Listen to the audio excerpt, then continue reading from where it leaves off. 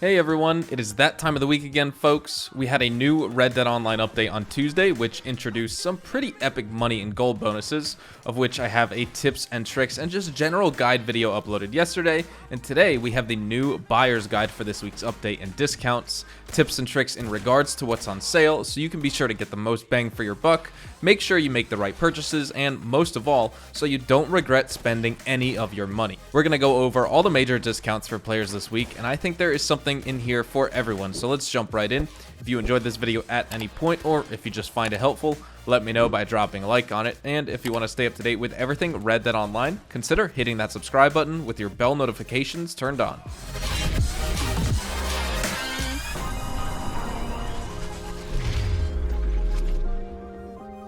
Something to note before we get started is that all discounts from last week were extended and they are still active in game. This includes the 5 gold bars off the Trader, Bounty Hunter, Collector, and Naturalist rolls, the 10 gold bars off the Moonshiner roll, free Moonshine Shack relocations, and the 40% off all roll items. So I would refer to last week's buyer's guide video to get the rundown on those specific discounts if you're interested in learning more about those. I'll have that linked in the description, and in this video I will only be talking about the new discounts for this week. So we should discuss one of the biggest and most helpful discounts this week first, and that is the 30% off for all horses, all normal rank progression horses and roll horses. When it comes to discussing all horses in the game and what could possibly be a good fit for you as a player, it all depends on your preferences for mount size, speed, health, stamina, etc. Any normal rank progression horse will be great with the Nakadoch's saddle and hooded stirrup combination.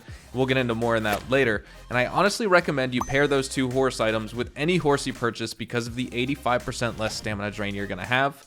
When it comes to my top picks for normal horses, while I do enjoy experimenting with different horses and actually have reserved my 10th stable slot purposed for the sole reason of using a horse for a little bit, maxing out the bonding level, and then discarding it when I get bored, I can certainly say that my top picks are, of course, the Turkoman, Foxtrotter, and the Appaloosa. Foxtrotters and Turkomans are expensive, and with this discount you can get them at a very affordable rate this week, and they are comparable in stats too. Strictly speaking, in terms of the health and stamina of these two horses, the Foxtrotter has the higher stamina of the two and slightly lower health, while the Turkoman has slightly less stamina than the Foxtrotter but has more health. Now, in terms of the damage these horses can take, I certainly recommend the Turkoman because of the tankiness of it. Other much larger war horses eclipses the Turkoman's total health, but it's honestly a negligible difference in combat. For roll horses, honestly, they're all fantastic, and again, it's really up to you as a player.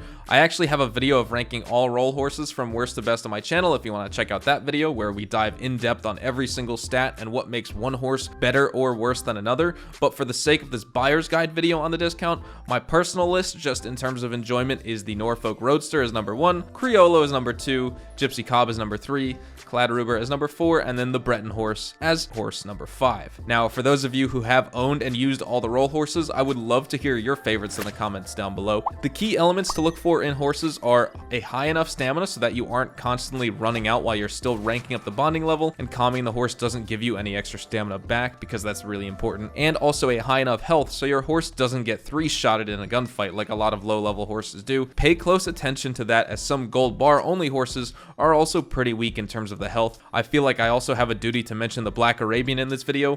While its normal price is 42 gold bars, and that doesn't justify its purchase, the 29 gold bar price this week for the Black Arabian could definitely be worth it to you if, one, you have a lot of gold, or if you just want to have the horse with the highest average stat rating. The next discount is 30% off for all pistols and revolvers, and this includes the Cattleman revolver, the Schofield, the double action, the Lamat, and the Navy revolver, and then of course the Volcanic pistol, semi-auto pistol, and the Mauser pistol.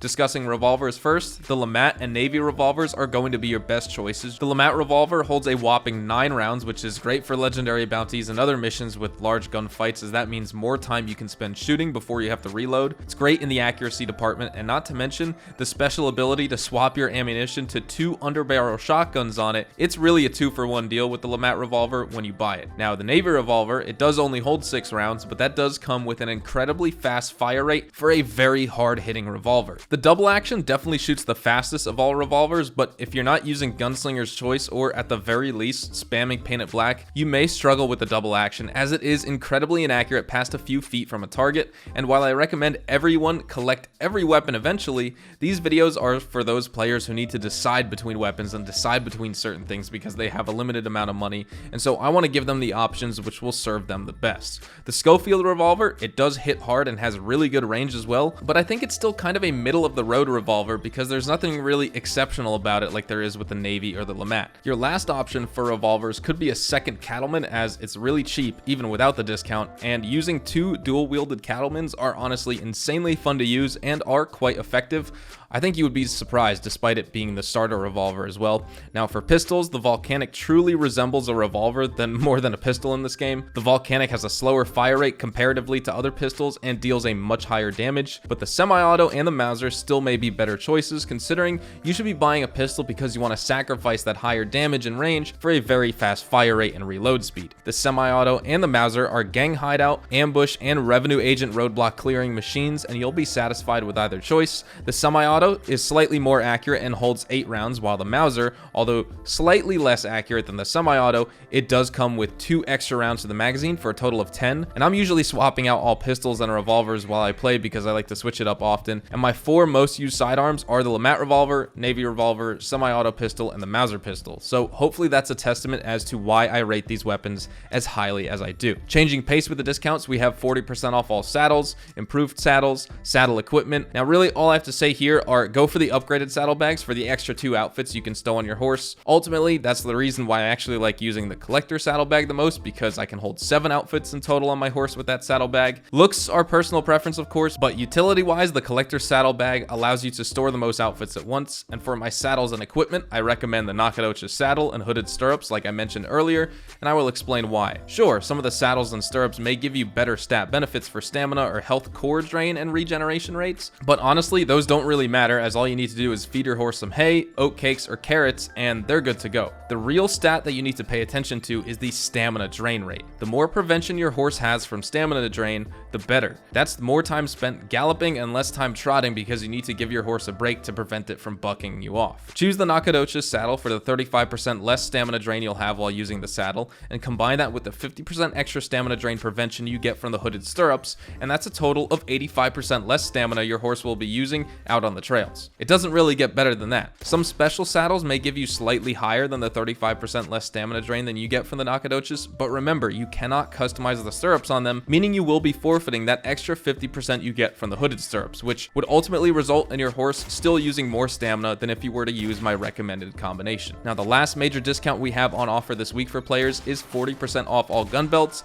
bandoliers, double bandoliers, and ponchos. I still really wish equipping bandoliers and double bandoliers meant gaining the ability to carry more ammo, but it seems like Rockstar just does not want players to have an ability as logical as that. I'm usually rocking either the Salizo double bandolier or the Espinal double bandolier, and I really love the Chuparosa poncho. On PS4, lots of my outfits use ponchos, but not so much anymore. We also have some discounts at the Gus Trapper store, so don't miss out on those. This week, players can get Trapper hats and saddlebags for 40% off this week as well, and if you hunt down the new Iwakta Panther, you will earn a reward for a free single bandolier of your choice. And that's where we're going to wrap up the video here today. These are all the discounts you as a player can take advantage of this week, and my own tips and tricks and personal recommendations when it comes to these purchases. So do with all of that information as you will. Thank you so much for watching today's video, Hazard Gang. Hopefully you all enjoyed the video, and if you did, hopefully I earned your like on it. And of course, if you are new to the channel, consider hitting that subscribe button to stay up to date with all things Red Dead Online, Red Dead Redemption 2, and even Rockstar games as a whole. We'll be sure to keep you guys up to date with updates, news, information, tips, tricks, and even leaks, and we'll keep you guys updated here on the channel daily, so make sure you hit that subscribe button. If you guys also want to follow me over on Twitch, Twitter, and Instagram,